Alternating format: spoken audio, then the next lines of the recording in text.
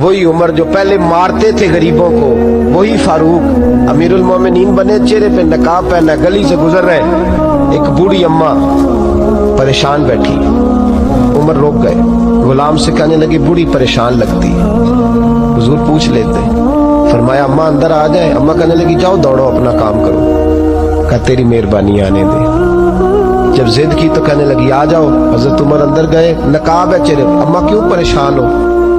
کہنے لگی عمر سے بڑی شکایت۔ کیا ہوا؟ کہنے لگی بوڑھی بھی ہوں، بیوہ بھی ہوں، بے اولاد بھی ہوں، 25 دینار کا قرضہ چڑھ گیا، 3 دن ہو گئے روٹی نہیں کھائی، عمر امیر المومنین ہے، اس نے میرا حال ہی نہیں پوچھا۔ حضرت عمر کہنے لگے اماں عمر کو کیا پتا تو اس حال میں ہے؟ تو مدینے کی وہ بوڑھی عورت بھی جانتی تھی کہ جمہوریت کیا ہوتی ہے، جمہوریت کیا ہوتی ہے۔ اماں عمر کو کیا پتا کہ تو اس حال میں ہے؟ تو وہ اماں بولی، کہنے لگی کیا کہا تم نے؟ عمر کو پتا نہیں؟ تو عمر کو جا کے میرا پیغام دے دو کہ حکومت چھوڑ دے، اس کے حوالے کرے جو غریبوں کا پتہ رکھ سکتا ہے، نہ ادھر ادھر کی تو بات کر، یہ بتا کہ قافلہ کیوں لٹا؟ مجھے رہزنوں سے غرض نہیں، تیری رہبری کا سوال ہے۔ تو بہانہ کر کے سائیڈ پہ ہو گیا، بول، تو پتہ رکھ نہیں سکتا تو کیوں حکومت کرتا ہے؟ آپ کے غلام کہتے عمر دوڑ لگا کے باہر نکلے، کھانا پکا پکایا گھر سے لائے، 25 دینار بھی لائے، 2 بوریاں اناج کی کندھوں پہ رکھ لی۔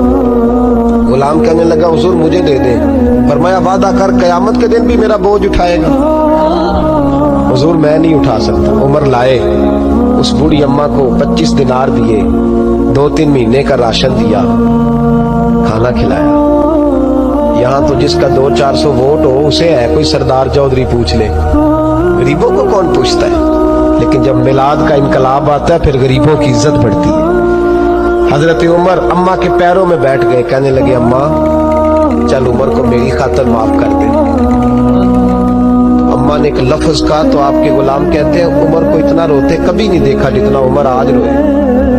اماں کہنے لگی میں کوئی نہیں معاف کروں گی، میں تو بوڑھی ہوں، کسی وقت بھی بلاوا آئے گا، جب میں مروں گی نا نبی پاک میری قبر میں آئیں گے تو میں عمر کی شکایت لگاؤں گی، میں کہوں گی محبوبہ میں غریب نہیں، مجبور پریشان، آپ نے اس کی ڈیوٹی لگائی تھی، اس نے میرا حال نہیں پوچھا۔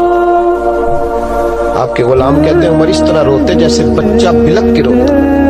کہنے لگے اماں اس طرح نہ کرنا، عمر بڑا کمزور ہے، وہ بڑا کمزور ہے، وہ یہ شکایت نہ لگانا، عمر بڑا ماڑا ہے، حضور کا سامنا نہیں کر سکے۔ اماں کہنے لگی نہیں میرا دکھ ہی بڑا ہے، میں عمر کی شکایت لگاؤں گی۔ حضرت فاروق اعظم منت کرنے لگے تو بوڑھی کہنے لگی چل تیری خاطر عمر کو معاف کیا۔ حضرت عمر کہنے لگے مجھے لکھ کے دے، اماں کہنے لگی تم لکھ دو میں سائن کر دیتی ہوں۔ حضرت عمر نے لکھا فلاں بنت فلاں عمر سے ناراض تھی، پھر عمر نے راضی کر لی۔ وہ اماں دستخط کرنے ہی لگی تھی کہ مولا علی شیر خدا آ گئے، حضرت عبداللہ ابن مسعود آ گئے رضی اللہ تعالی عنہما۔ اندر آتے ہی کہنے لگے عمر یہاں کھڑے ہو، میں سارے مدینے میں ڈھونڈ آیا ہوں، وہ ملک شام کے کچھ سفیر ملنے آئے۔ اماں فٹافٹ اٹھ گئی، ہائے یہ عمر تھا، عمر کے سامنے کہتی رہی۔ فاروق اعظم کہنے لگے نا اماں تو وعدے پہ قائم رہ، تو نے جو کیا ٹھیک کیا، سائن کر۔ اماں نے دستخط کیے تو حضرت عمر حضرت مولا علی شیر خدا کرم اللہ تعالی وجہ الکریم کو خط دے کے کہنے لگے علی گواہ کے سائن آپ بھی کر دو،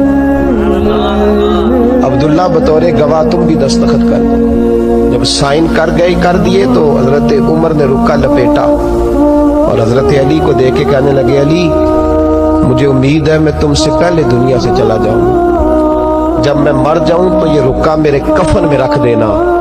میرے نبی نے اگر پوچھا عمر میری امت کا کیا کر کے آئے ہو تو میں رکا نکال کے عرض کروں گا مولا ایک بوڑھی اماں ناراض تھی، میں اسے بھی راضی کر کے